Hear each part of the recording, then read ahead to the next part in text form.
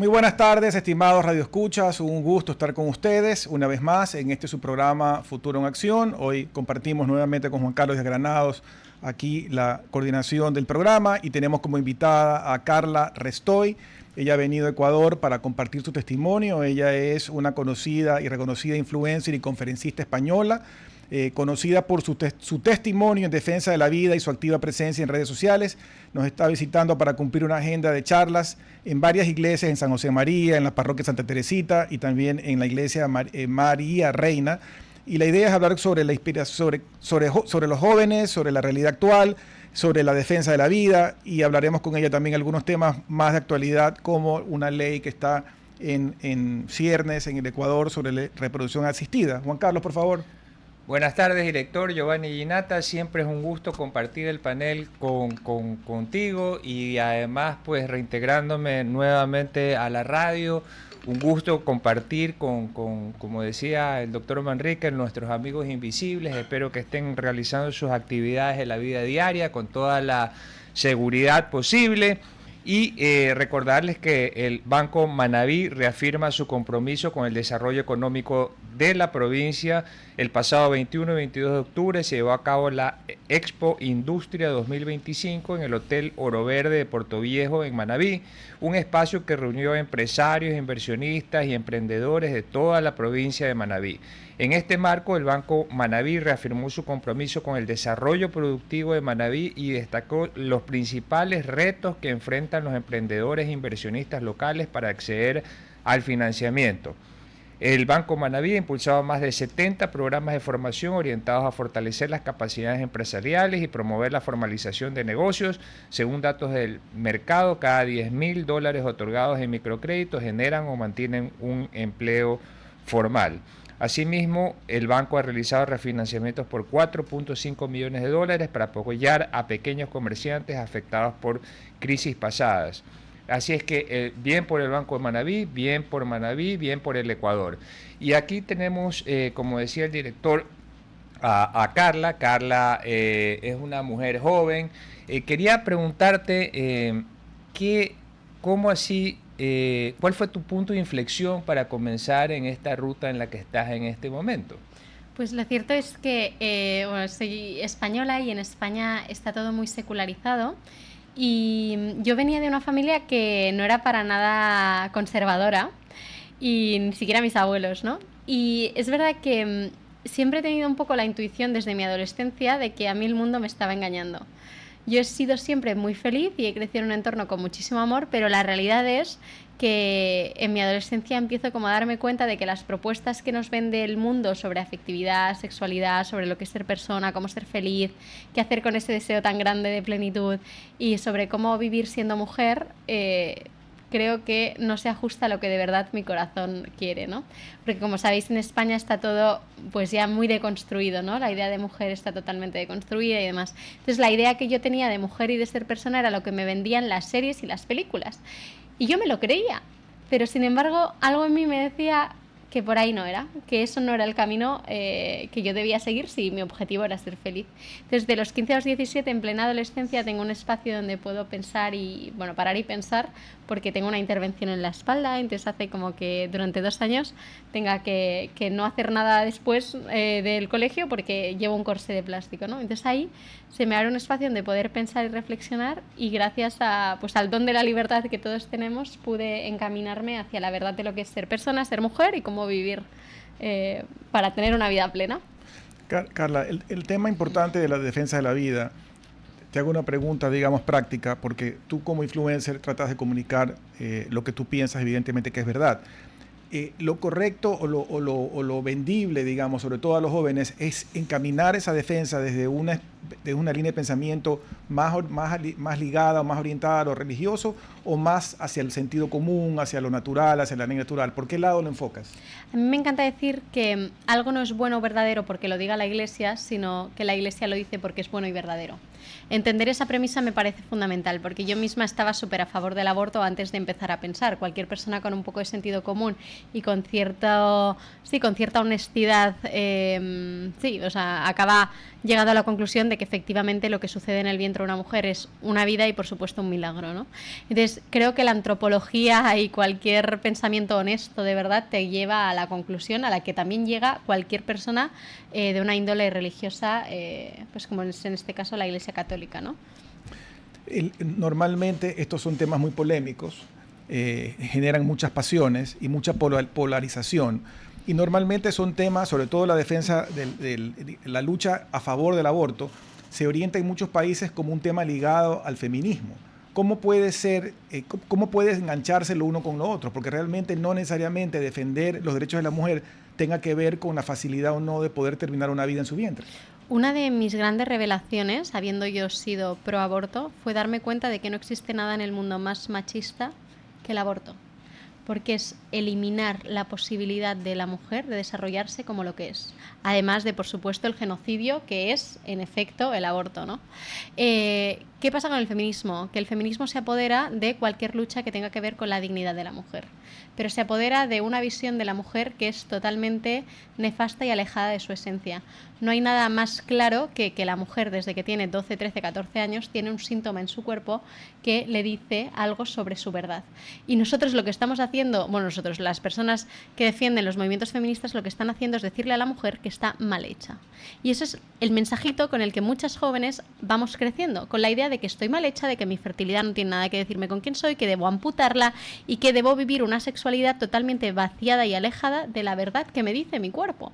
Y esa es la gran mentira. Entonces, ¿cómo casa eso? Pues casa con una incoherencia increíble y con un alejamiento de la realidad increíble, porque esto es lo que hacen las ideologías. Se fundamentan en heridas muy grandes para hacer un análisis incorrecto de lo que es la realidad y vender supuestas soluciones que evidentemente nunca son soluciones porque parten de un mal análisis. Juan Carlos. Y me parece súper interesante. Yo creo que ese es en términos generales, en los partidos políticos también en España está ocurriendo esta desmitificación de todas estas cosas. Y me mencionabas que tú provenías de una familia, no sé si liberal es la palabra, sí. Y en términos generales los jóvenes son agnósticos, no religiosos. ¿Cómo se puede conectar tu mensaje en un ambiente y esas circunstancias? Pues yo lo que me doy cuenta es que la mayoría de jóvenes que no tenemos raíces y nos han amputado la posibilidad de conocer nuestra raíz, nuestro arraigo, nuestra tradición y el por qué las cosas... O sea, una cosa que yo pienso mucho, ¿no?, de la generación de mis padres es que se han empeñado tanto a darnos a nosotros lo que ellos no han tenido, que se les ha olvidado darnos lo bueno que sí tenían, ¿no? Entonces somos una generación profundamente desarraigada. Entonces, cuando tú estás totalmente desarraigado es mucho más fácil que te anestesien las diferentes corrientes políticas e ideológicas que imperan, ¿no? Y es un poco lo que yo creo que ha sucedido en nuestra generación. Pero ¿qué pasa? Que como estas corrientes en el fondo son mentirosas, porque la oferta, o sea, la propuesta de vida que te hacen, en el fondo no encajan con tus anhelos del corazón y tampoco con tu razón, porque son puramente, no quiero decir basura, pero sí, es basura, ¿no?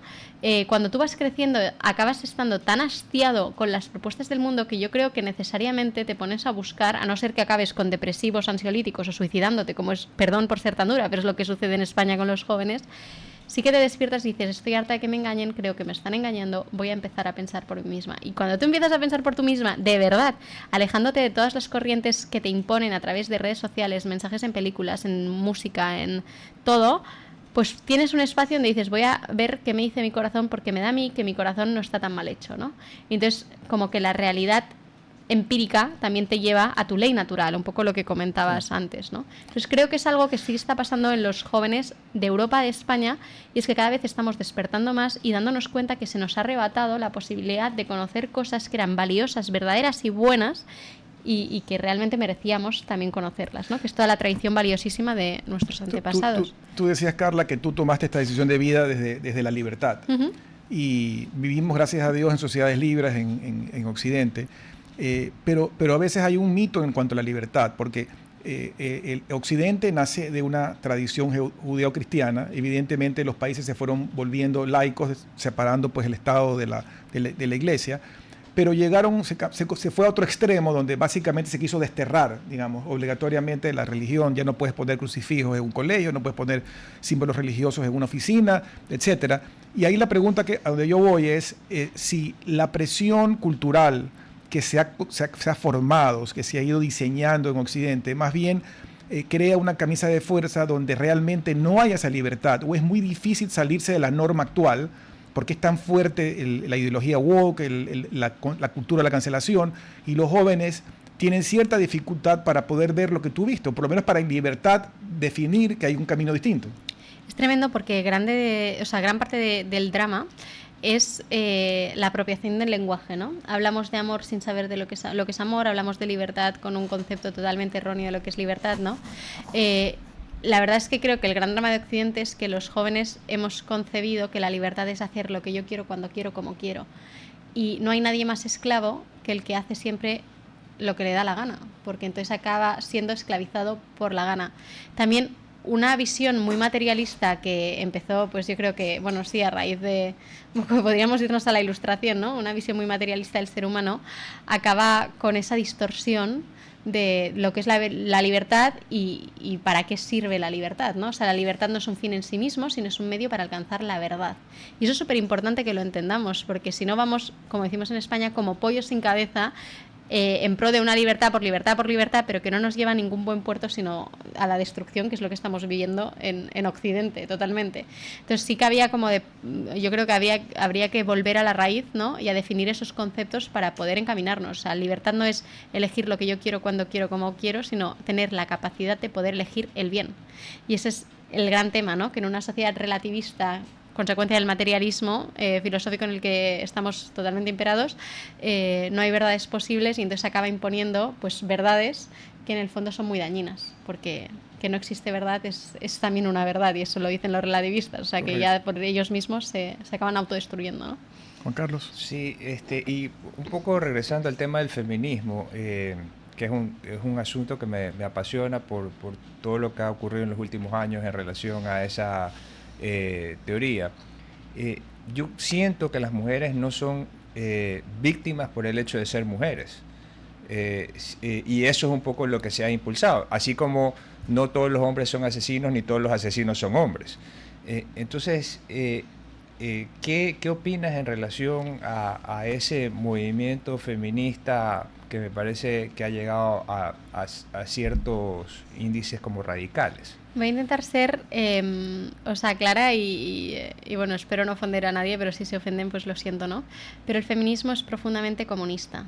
O sea, nos creemos que cuando cayó el muro de Berlín el capitalismo ganó y el comunismo perdió.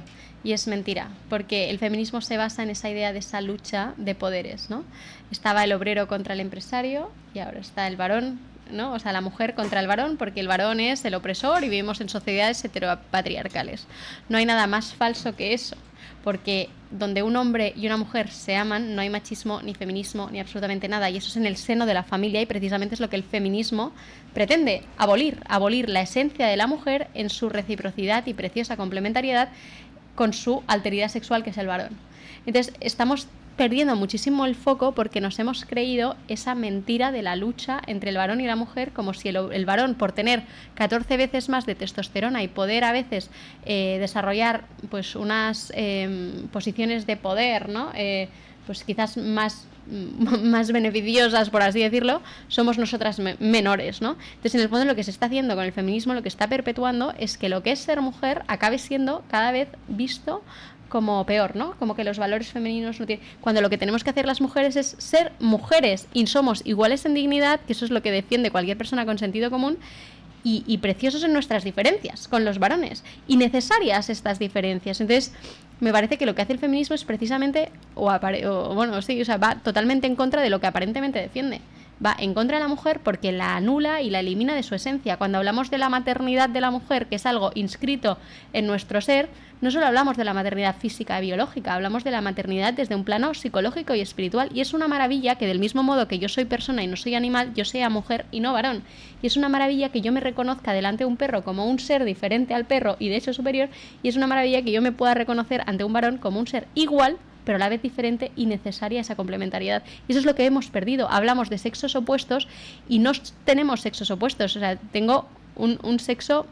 O sea, no es un complementario, recíproco, pero no es opuesto. Y de hecho, hablamos muchísimas veces de que vivimos en una sociedad hipersexualizada y creo que debemos terminar con esa afirmación. No vivimos en una sociedad hipersexualizada, sino en una sociedad hiperhedonizada, hipercentrada en el placer y hiperatontada. Ojalá viviéramos en una sociedad hipersexualizada donde el varón comprendiera su belleza de ser masculino, de ser sexo masculino, y la mujer comprendiera su belleza de ser sexo femenino. Y viéramos que juntos es cuando nos enriquecemos y podemos ser fecundos y podemos ser de verdad quienes estamos llamados a ser. Pero vivimos en una lucha impuesta también por esa corriente pues sí, antifamilia y profundamente comunista, de la lucha entre nosotros, que nos impide reconocernos de verdad quiénes somos a la luz del otro. Entonces, los hombres no se autoposeen para poder donarse y las mujeres no se autoposeen para poder donarse. Entonces, vivimos en un individualismo exacerbado que lo único que nos puede servir es el placer efímero, y es lo que estamos viviendo en España, y es lo más inhumano que puede existir, ¿no? Nosotros vivimos en estas sociedades modernas toda una filosofía de defender derechos. Aquí mismo estamos discutiendo el cambio de una constitución, hacer una nueva, porque la actual, que es relativamente reciente, tiene 444 artículos y una lista larguísima de derechos que, entre paréntesis, no se cumplen. Pero nuestra constitución actual sí habla de la defensa de la vida, y la pregunta donde yo voy con respecto a Occidente y zonas como Europa es: ¿cómo fue evolucionando esto? Porque generalmente yo veo que hay un patrón donde se pone una primera piedra, por ejemplo el aborto, pero luego se van construyendo otros peldaños, otras piedras, y no termina esta historia con el aborto, sino que siguen con muchas otras cosas, con nuevas formas de reproducción, con la reproducción asistida y una serie de la eutanasia. ¿Cómo va evolucionando esto? Hemos perdido la esencia. Mira, voy a ser muy clara con esto también, ¿no? O sea, una sociedad sin Dios no es una sociedad más humana, sino una sociedad que está condenada a deshumanizarse, y es lo que estamos viviendo. Y cuando hablo de Dios, quien no sea creyente estará de acuerdo en que existen verdades objetivas.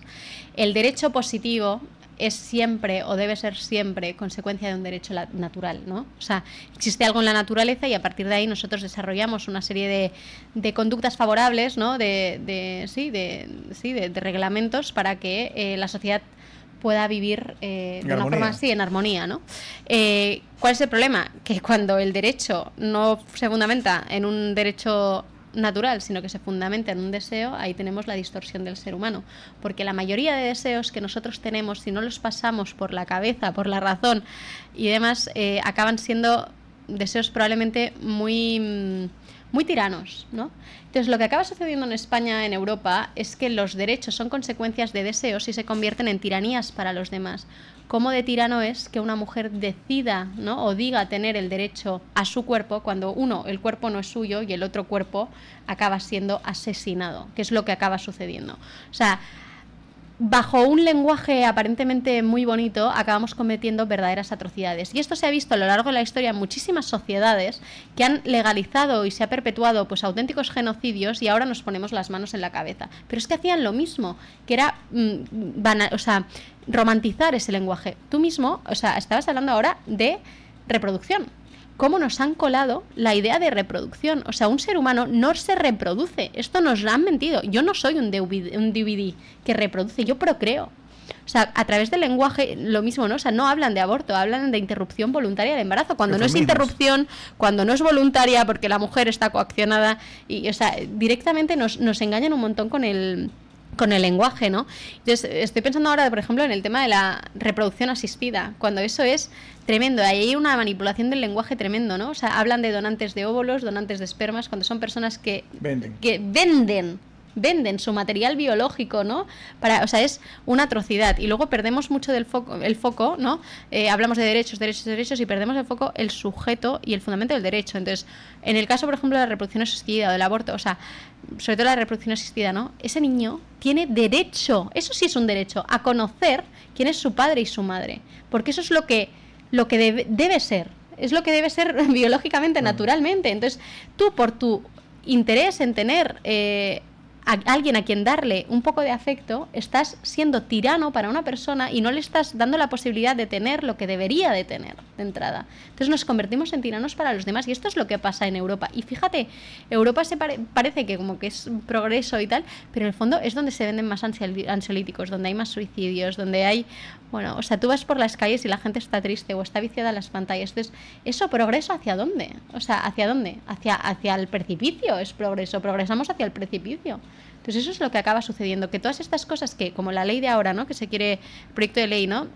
Aquí en Ecuador, o sea, se quiere como hacer cosas en pro de, pues sí, de ser un poco más modernos y demás, y en el fondo es hacer una pendiente resbaladiza que te va a llevar al destrozo más grande de la sociedad. O sea, es macabro el proyecto de ley de Ecuador, o sea, es macabro y es diabólico, profundamente. Va en contra de la libertad, en contra de las personas, en contra de ese hijo que tiene derecho a tener una familia en condiciones. O sea, ¿quién no quiere saber sus raíces? Imagínate que a mí me hubiesen privado de conocer quién es mi padre, pero ¿quién se cree esa mujer por tener un deseo de ser madre, de obligarme a mí o de privarme a mí de conocer quién es el padre? Esto es otro tema, el tema de la maternidad. O sea, que yo tenga deseo de ser madre es una cosa, pero que yo, o sea, la maternidad no es algo que debe ser sujeto a un deseo. La maternidad es una consecuencia, un fruto de un amor bien vivido. Debe ser eso. Eso es lo que todos los hijos necesitamos. Pero ¿dónde dejas ahí la adopción? Porque la adopción sí es una opción. Es que ese es el tema. La adopción, ojo con eso. La adopción, el centro no es yo quiero ser madre y adopto, o yo queremos ser padres y adoptamos. No. El centro es voy a intentar ponerle a ese hijo, a ese niño, aquello que debería tener y que se le ha privado. O sea, el sujeto principal de la adopción no es yo y mi deseo de ser padres, es voy a acoger a este niño y a darle, a restaurarle aquello que no tiene y debería tener. Ese es el foco. ¿Qué hay? Es súper interesante. ¿Qué hay en la cultura ecuatoriana y latinoamericana que te inspire para tu mensaje? Pues mira, yo veo que aún tenéis muchísima tradición. O sea, me encanta ver que aún hay una cultura cristiana. Creo que estáis a tiempo de recular y tomar mejores decisiones de las que hemos tomado en España. Me inspira mucho, por ejemplo, en Ecuador, el valor de la familia. Creo que en España se ha perdido y que aquí aún se preserva un poco, ¿no? ¿Y qué rol tiene la familia y las comunidades en este cambio? Es que la familia es el núcleo de cualquier sociedad. O sea, no existe sociedad si no existe familia. De hecho, esto Aristóteles me encanta, hablaba de la amistad política, ¿no? Las sociedades nacen porque un hombre y una mujer se hacen amigos y de ahí el matrimonio y de ahí la familia ¿no? O nacen porque un carpintero se une con otro carpintero, de ahí nacen los gremios. O sea, lo pequeño, todo empieza en lo pequeño. Entonces, la familia es el marco de la libertad. Entonces, de hecho, no hay nada más fuerte que la idea de que traer un ser humano al mundo es darle la posibilidad a ese ser humano de hacer nueva la faz de la tierra. Entonces, es precioso cuando ves así la familia, porque es la posibilidad de renovar el mundo a través de la familia y de ahí salir y esparcir el bien. Eso es la familia, ¿no? Pero además lo triste es que hay una intención sistemática, más bien en la modernidad, de destruir la familia. Claro, por supuesto, porque lo que quieren destruir es la libertad. Y no hay nada más libre que un hombre y una mujer que deciden quererse y prometerse quererse el bien mutuamente durante toda la vida. Entonces eso es, de ahí también toda la distorsión en el ámbito de sexualidad, en el ámbito de afectividad. O sea, interesa profundamente que nosotros no seamos seres, o sea, que tengamos vínculos con los demás. Interesa que seamos seres totalmente independientes, individualizados y que como muchos seamos ciudadanos. Pero nada más. O sea, interesa destruir el vínculo paterno-filial, el vínculo esponsal y todo lo que conlleva. Antes de hacer el corte, Carla, como tú tienes que irte a otra reunión y vamos a tener un segundo entrevistado en la segunda parte, sí quisiera que nos dejes un mensaje final en lo que ya has podido ver, como dice Juan Carlos, de Ecuador, y además también dejarte sobre la mesa la invitación, porque también podemos entrevistarte vía Zoom en el futuro, claro, cuando haya algún tema que quieras conversar. Tú estás bienvenida también a entrevistar. Pero ¿qué mensaje nos quieres dejar antes de despedir? Pues mira, yo creo que muchas veces desde Ecuador, ¿no? Otros países miran como si el progreso fuera Europa. Y Europa ahora mismo yo creo que es ejemplo en muy pocas cosas. Entonces yo creo que aún estáis a tiempo, así que sí que invitaría a todos los que nos escuchan, nos ven, que paren, piensen y recuerden la verdad de quiénes son, ¿no? Recuerdo a San Juan Pablo II diciendo en Santiago de Compostela: Europa, sé tú misma, recuerda quién eres. Pues yo eso os diría a los ecuatorianos: parad, pensad, sed vosotros mismos y recordad quiénes sois, porque a veces quienes parecen referentes son los que os vamos a llevar al precipicio, lamentablemente. Bueno, muchas gracias, Carla. Te deseo suerte y éxitos en tu estadía en Ecuador, y sé que también te vas luego o has venido de otros países, y como te decía, bienvenida de poderse conectar vía Zoom para otra entrevista. Muchas gracias y nos vamos a un corte y regresamos enseguida. RTP 965, a la conquista del mundo digital. Presenta sus nuevas instalaciones y tecnología de vanguardia. Renovamos nuestro compromiso de seguir brindando contenido útil y de la más alta calidad. Programas de opinión con referentes de la comunicación.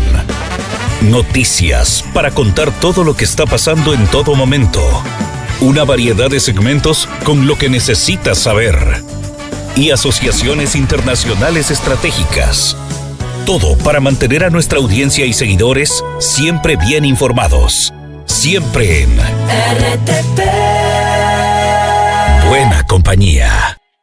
Gracias por regresar con nosotros a su programa Futuro en Acción. Para las personas que recién se enganchan, tuvimos como invitada en la primera parte a Carla Restoy, española, conocida influencer, defensora de la vida.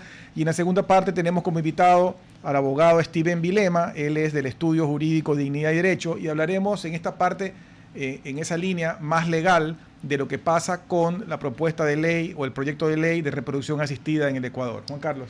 Sí, abogado Vilema, bienvenido, muchísimas gracias por haber venido. Díganos en términos sencillos de qué se trata este proyecto de ley. Gracias a ambos por la invitación y por el espacio. Un saludo a toda la audiencia.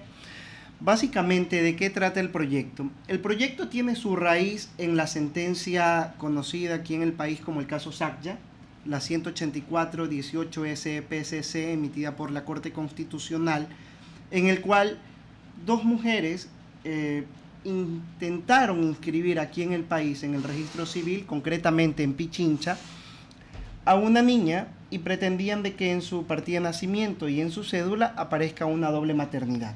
Es decir, que las dos mujeres sean reconocidas como madres de la menor. El registro civil se negó, el caso llega a la Corte Constitucional y la Corte Constitucional falla a favor de estas dos mujeres. La Corte se expande dentro de su sentencia y entra a dilucidar el tema de que al parecer la niña nace mediante maternidad subrogada y amplía el espectro a la reproducción asistida. Entonces le dispone a la Defensoría del Pueblo que organice un proyecto de ley sobre la reproducción humana asistida, dentro de las cuales ya se aprobó ahora el 25 de septiembre en la Comisión de Salud de la Asamblea el informe a primer debate, dentro del cual a nosotros como Dignidad y Derecho nos preocupan de manera concreta tres cuestiones. Pero antes de avanzar a eso, ¿qué es la reproducción asistida? La reproducción asistida son procedimientos que intentan dejar de lado lo que es la procreación natural y biológica. Pero denos ejemplos, digamos, de casos. Entiendo que uno de los casos, en el caso de dos mujeres, una de ellas puede ser madre, y ahí ¿qué pasa? Hay una inseminación, por decirlo así, claro, de un donante. Claro, esto ya vienen a ser las técnicas dentro de los procedimientos, como que la fecundación in vitro, la inseminación artificial. La fecundación in vitro, ¿qué es? Básicamente se lleva a unos laboratorios los gametos sexuales masculinos y femeninos, que en términos comunes son el espermatozoide y el óvulo, para fecundarlos en un laboratorio, y luego lo insertan en el útero de una mujer para que pueda gestar un niño.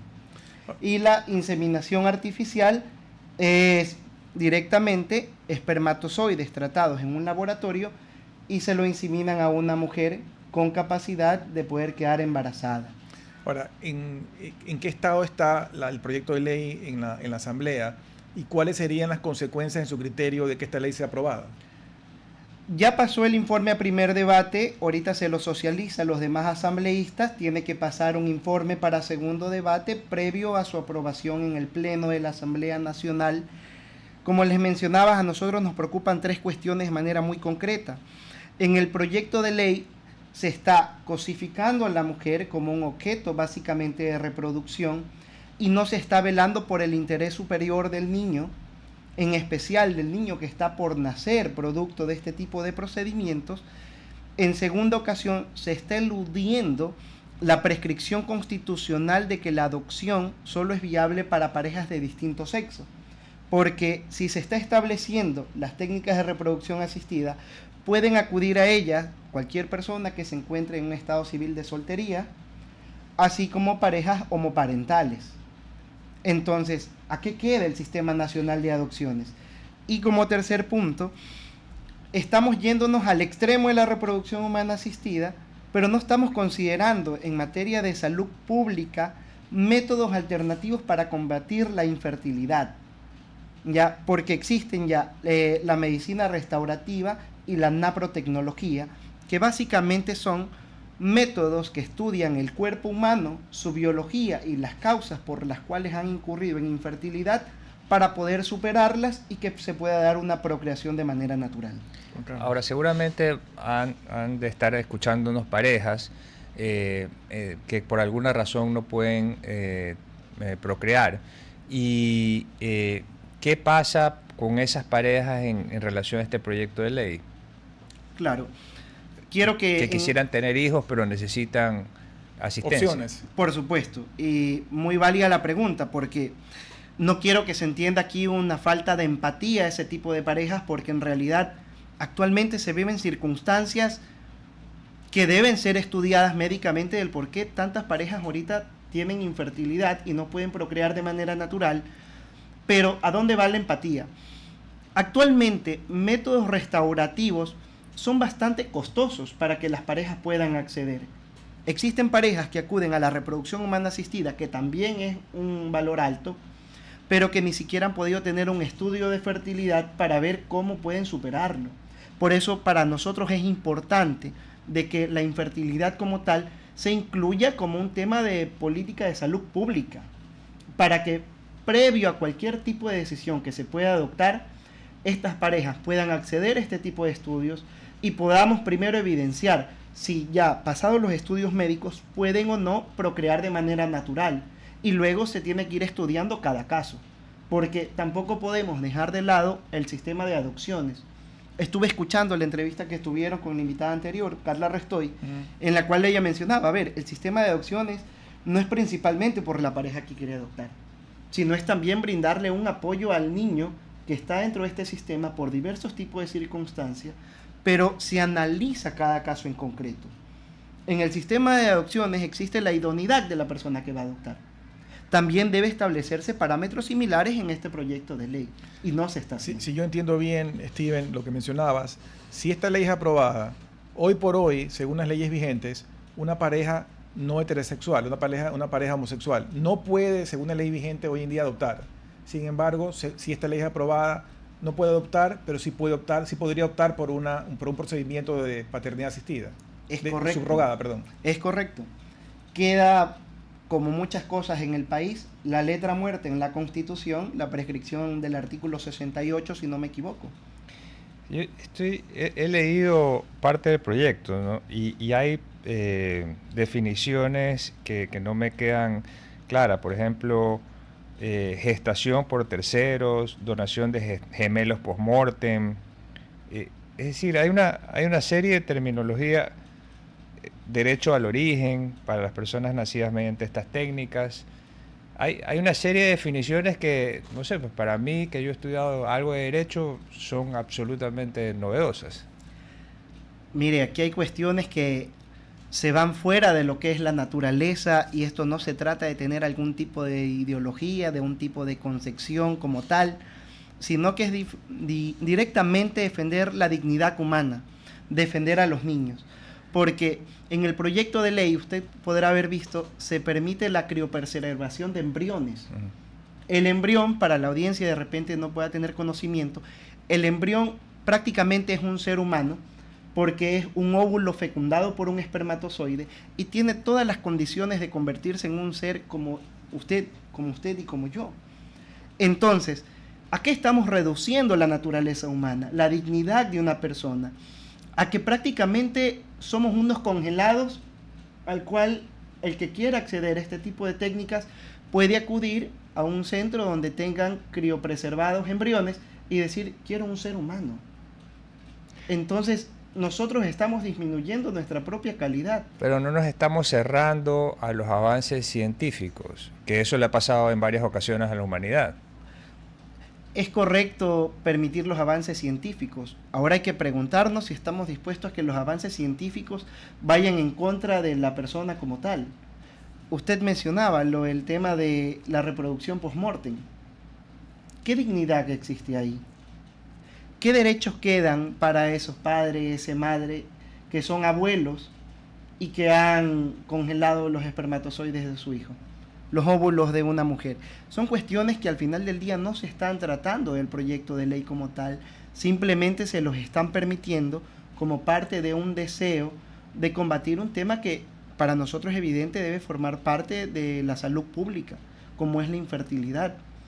Ahora, este tipo de situaciones están permitiendo, dando lugar en el país, dobles maternidades, dobles paternidades.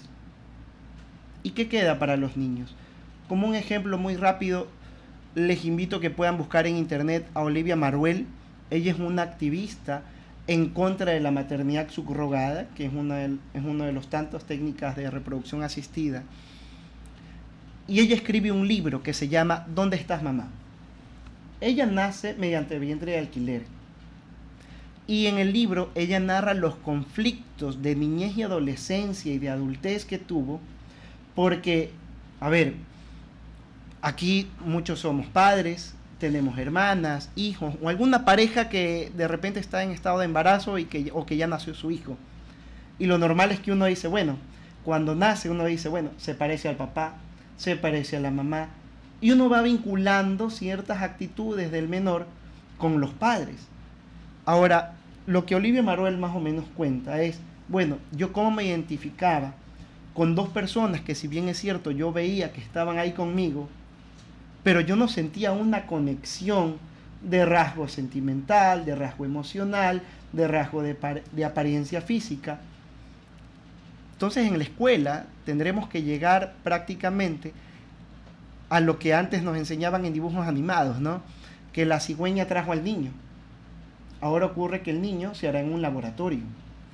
Steven, ¿cuál es si uno analiza lo que ha pasado en Europa, lo que ha pasado en Estados Unidos o Norteamérica y lo que ha pasado en Sudamérica, cómo están ellos con respecto a este tipo de leyes? ¿Cómo están estas leyes de reproducción asistida, por ejemplo, en la región? Actualmente la tendencia, empezando por Europa, es comenzar a limitar el tema de la, para mí, mal llamada donación de gametos. Me entiendo que muchos abrieron muy rápido y luego más bien ido cerrando, ¿no? Correcto. ¿Por qué? ¿Por qué digo mal llamada donación anónima? Porque al final del día siempre hay una compensación en la forma que lo planteen, entonces no podemos llamarle donación como tal.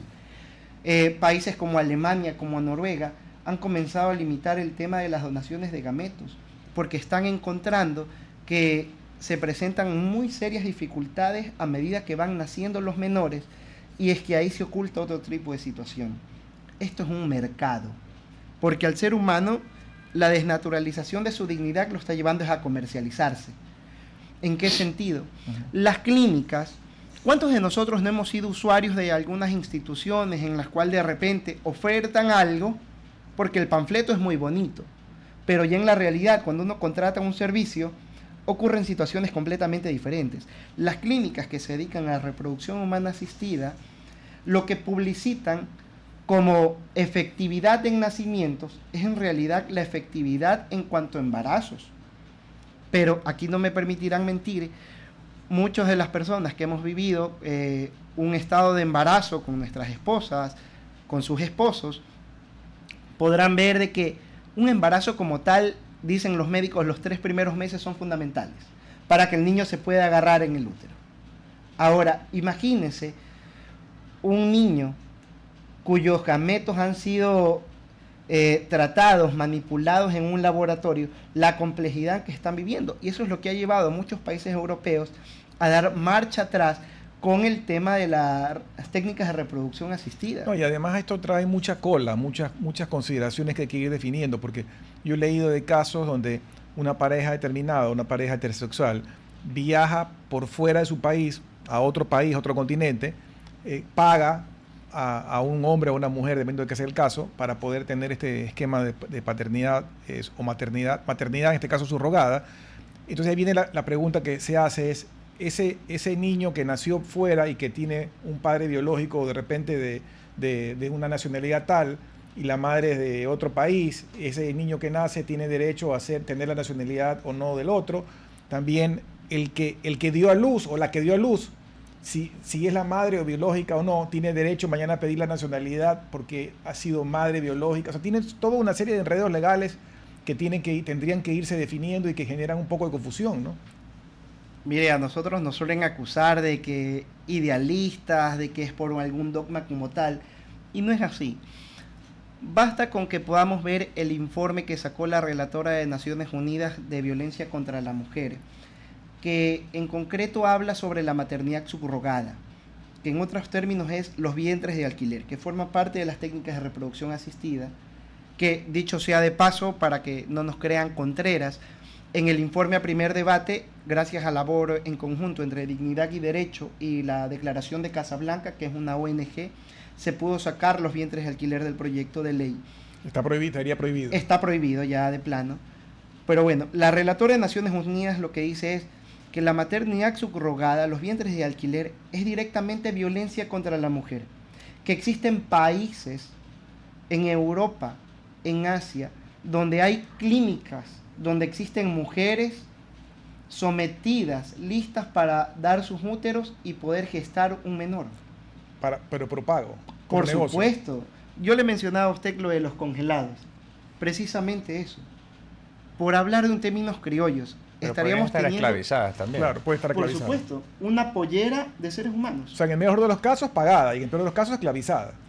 Es que generalmente las mujeres que acceden a este tipo de procesos de poder gestar un niño son mujeres de muy escasos recursos que las tienen en esclavitud. Claro, pero tú dijiste algo hace unos minutos en el sentido de que ¿qué pasa cuando la mujer dice, no, a mí no me han pagado? Pero ¿qué evidencia puede haber si le pagaste o no le pagaste? Porque pudo decir, no, yo lo he hecho, lo hago voluntariamente. Es que ahí viene lo romántico del tema, porque dicen, no, es que debe permitirse porque es un tema altruista. Altruista. La audiencia que me está escuchando, repito, usted que ha sido madre, tía o familiar de alguien, de las cosas más hermosas que puede haber es que cuando un niño nace, lo llevan primero a los brazos de su madre. Y la madre lo acoge, probablemente el padre lo ve. Es el primer afecto, ya el niño fuera del vientre. Entonces, figúrese de que ese niño es arrebatado, no llega a los brazos de su madre, sino que va a la pareja que solicitó al menor. Y esa es otra pregunta, porque quiéralo o no, esta mujer que tuvo en su vientre por 9 meses un niño y que lo sintió, también debe ser un tema terrible que le quiten, o sea, ella hizo el negocio, o si no fue negocio, pues, digamos, esta visión altruista de donar su cuerpo para este efecto, pero yo creo que tienen que haber tenido un vínculo con ese bebé 9 meses y luego lo entrega.